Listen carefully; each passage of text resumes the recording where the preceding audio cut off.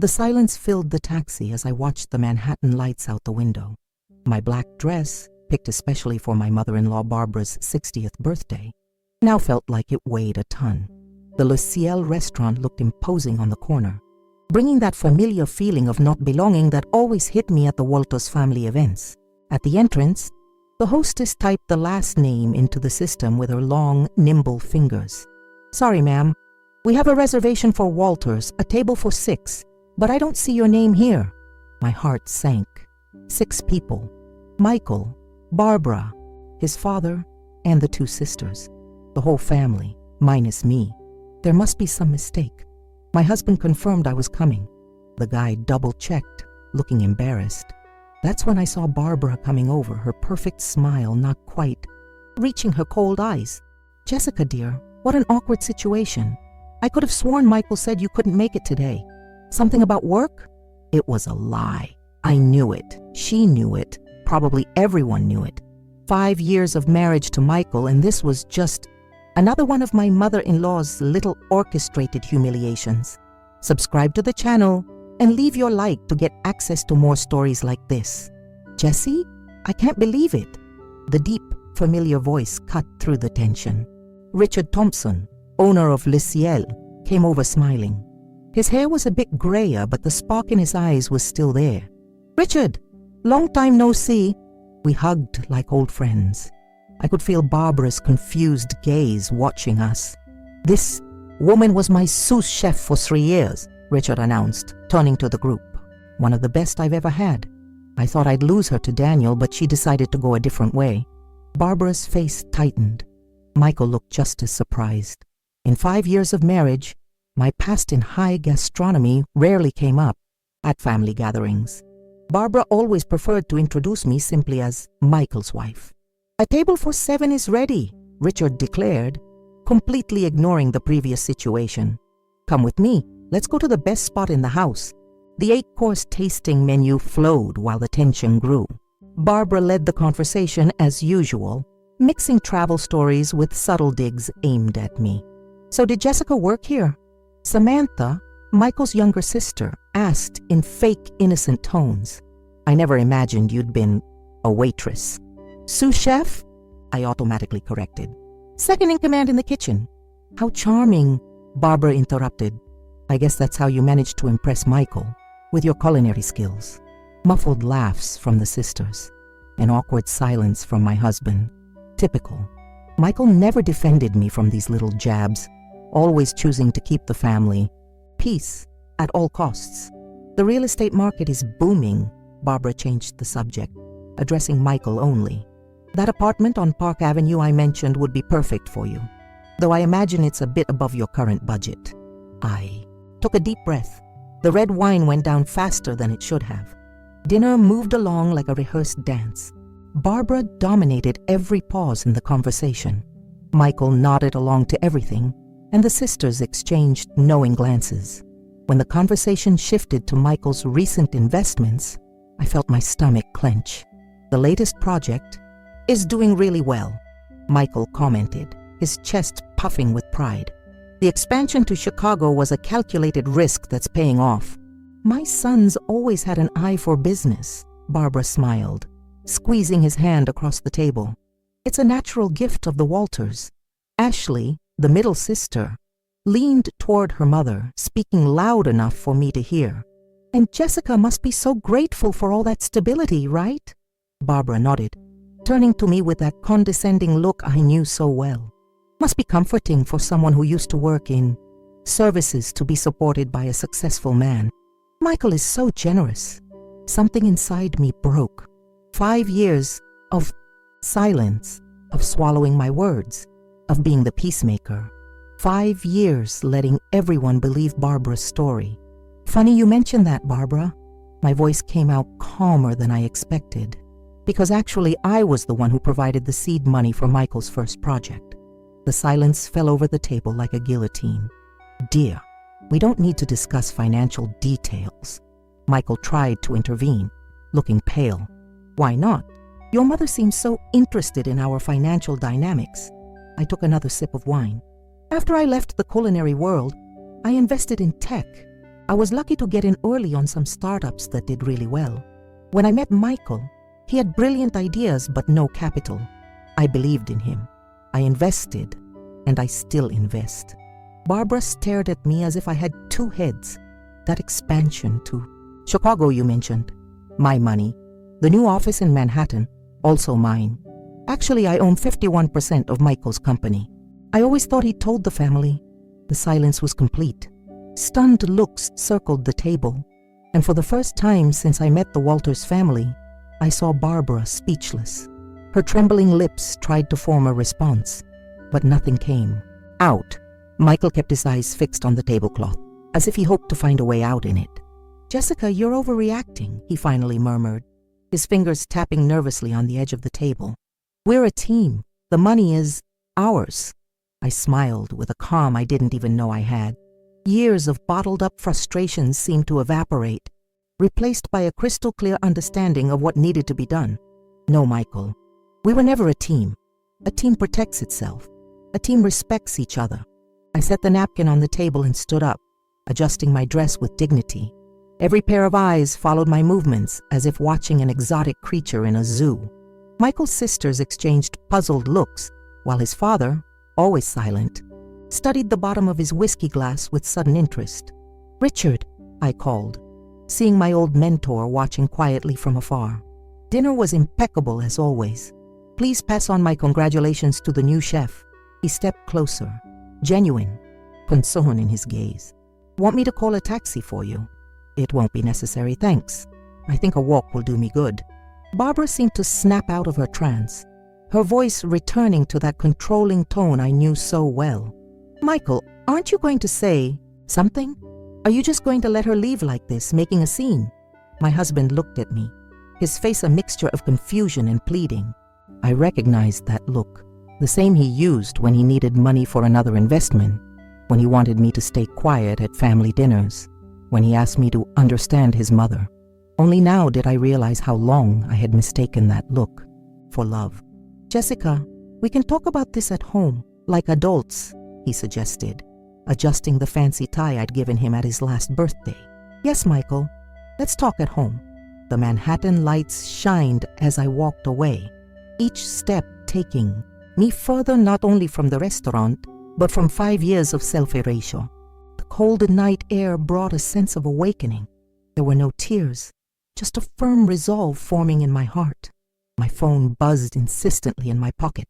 Michael, no doubt trying to control the damage. I turned it off. On impulse, I walked into a luggage store on Fifth Avenue, still open for late-night tourists. I bought the biggest suitcase available, one of those with wheels that roll smoothly. It'd be enough for the essentials. The rest could wait.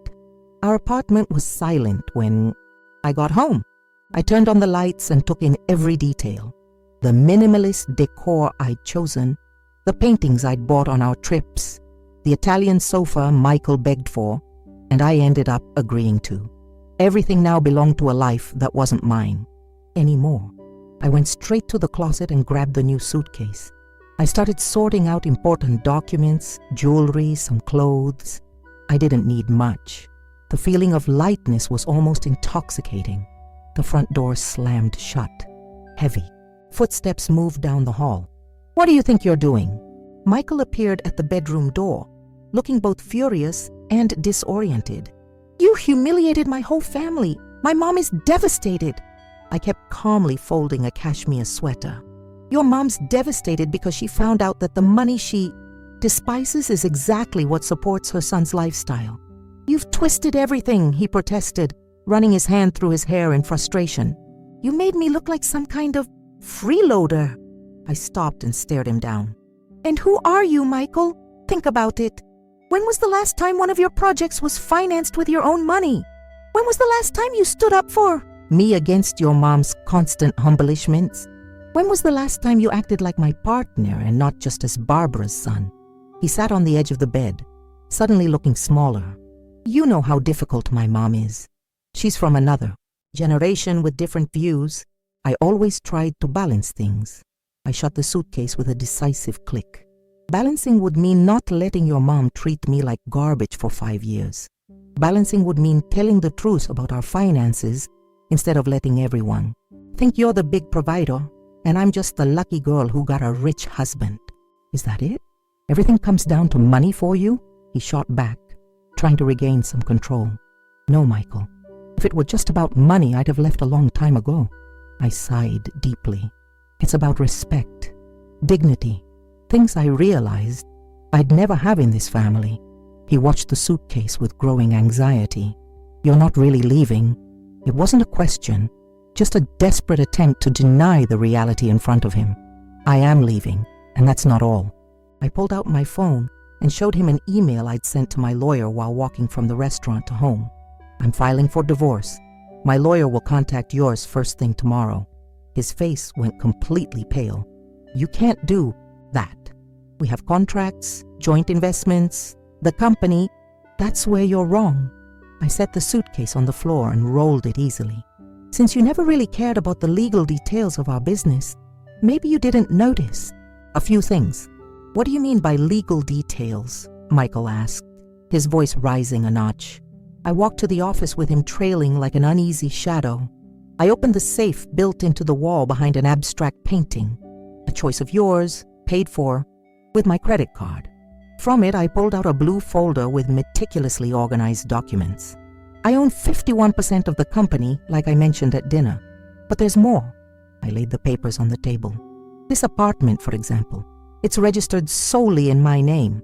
What? He grabbed the deeds with trembling hands. But we agreed to buy it together. Yes, we did. Then you suggested it should be in my name because, as you said, it'd be more practical for tax reasons. Remember? I saw recognition in his eyes. That conversation from 3 years ago, when Michael argued that since I had a better credit rating and more favorable tax structures, it made sense to have the property in my name. The car is also in my name, I continued, feeling an odd calm. Just like that summer house in the Hamptons we bought last year. Michael slumped heavily into the office chair, his eyes darting over the documents. You planned this, all along? I shook my head, feeling a pang of sadness mixed with determination.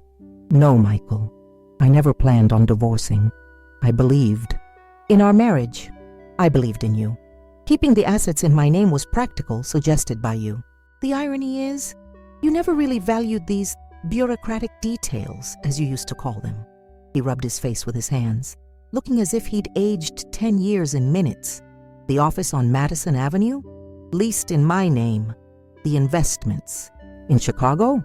An LLC registered under my main company. Each answer felt like another blow. Michael isn't a stupid man. He's sharp in business and charismatic with clients. But he always left the boring paperwork to me, preferring to be the public face while I managed the structures that held it all together. Are you going to leave me with nothing? His voice sounded small, almost childlike. I closed the folder and slid it into my purse. No, Michael, I'm better than that. You'll get what's fair. You'll have a minority stake in the company as long as you keep doing your part. You can keep the sports car and the personal investments you made before our marriage. He looked at me with a mix of anger and despair. Why are you doing this? If it's just because of my mom, I can talk to her, set limits. It's too late.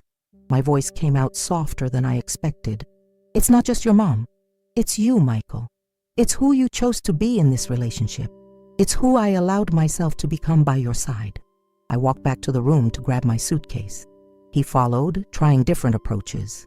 First, anger, then pleading, then offers to change. I knew that pattern all too well. It was the same tactic he used in business negotiations. Press, then back off, identify weaknesses, play on emotions. Where are you going to stay? He finally asked, when he realized I was really leaving. At the Pierre Hotel for now. My lawyer will be in touch tomorrow. I pulled my suitcase to the door and paused for a final look at the apartment that had been my home for 4 years. It never felt so strange as it did in that moment.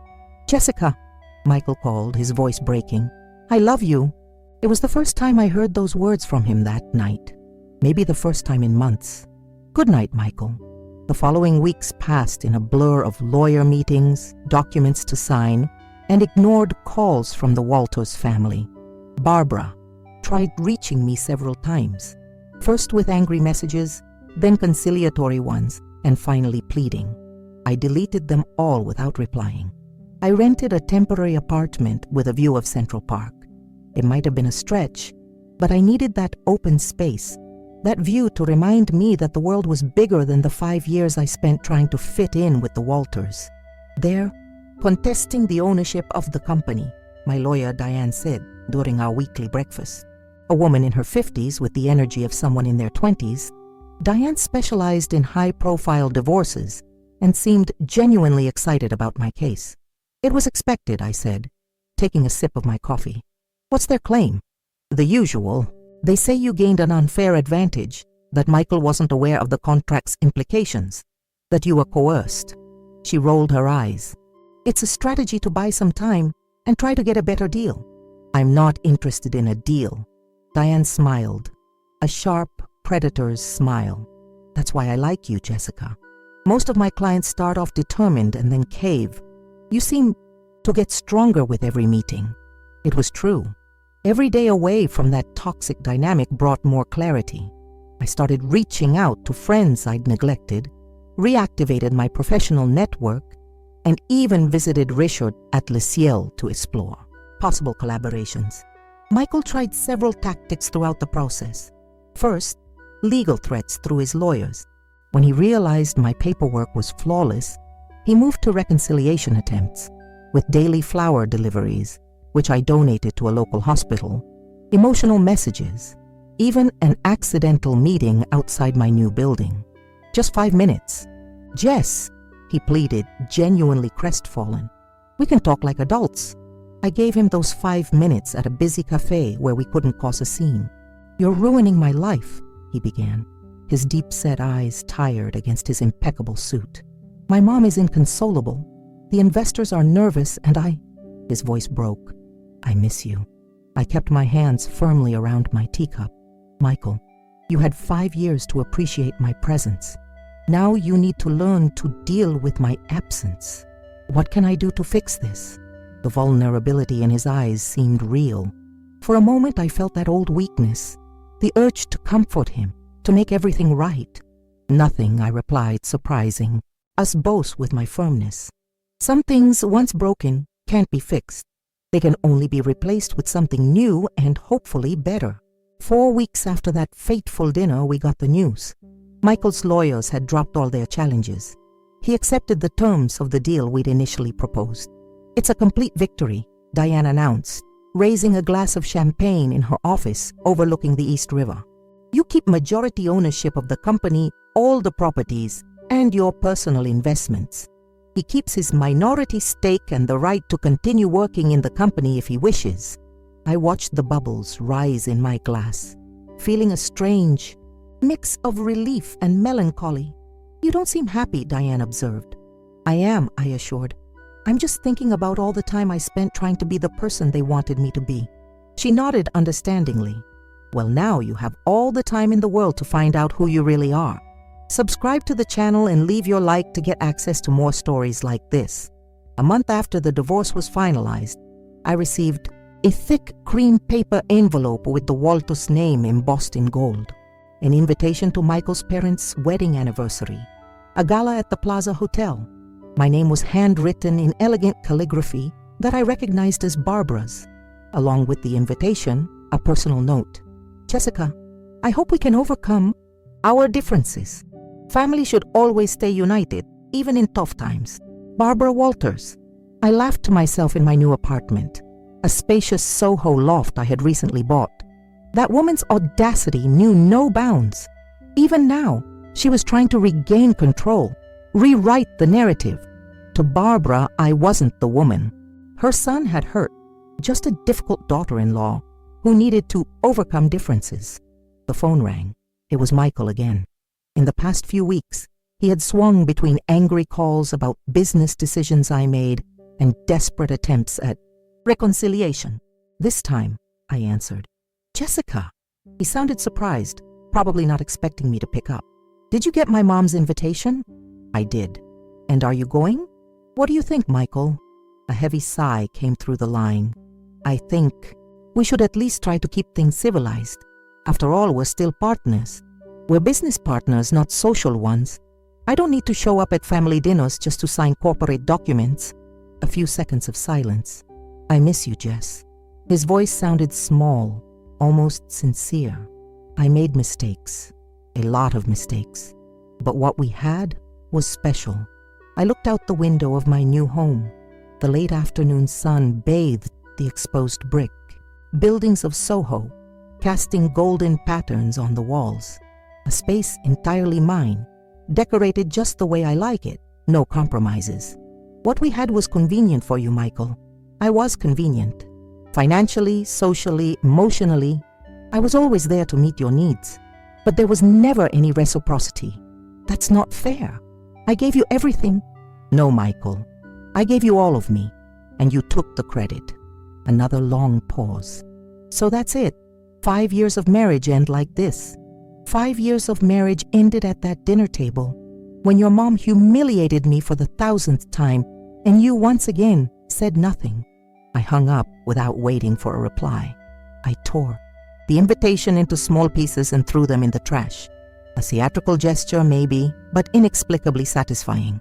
That night, I got a message from Richard asking if I was interested in a partnership. He was expanding Le Ciel with a new restaurant concept focused on sustainability and local ingredients. He wanted someone with my business vision and culinary expertise. Sitting on my couch with a glass of wine and some jazz playing in the background, I said yes. It was time to get back to my roots, to rediscover the passion that had been asleep all those years of marriage. I checked my phone again, noticing unread messages from Michael, and made a decision. I went into settings and blocked his number. I did the same with Barbara and the rest of the Walters. It was time for a clean break. The city shined outside. Millions of lights representing millions of lives, millions of possibilities. For so long, I had limited my world to fit other people's expectations, especially Michael's and his family's. Now the horizon stretched out infinitely. My phone rang again. It was Diane. "Just checking on my favorite client today," she said cheerfully. "I'm fine. Better than fine, actually." "Great, because I have news. That group of investors from Boston is interested in your proposal. They want to set up a meeting for next week." I smiled. The expansion project that Michael ridiculed as too risky was gaining momentum without him. "Schedule the meeting." "I'm ready." And I was, truly. Ready to build something new, something entirely mine. Ready to be the leading character in my own story. Not just a side character in the Walters saga. Ready to find out who Jessica really is, without being limited to being Michael's wife. For the first time in a long while, the future didn't seem scary. It was full of promise.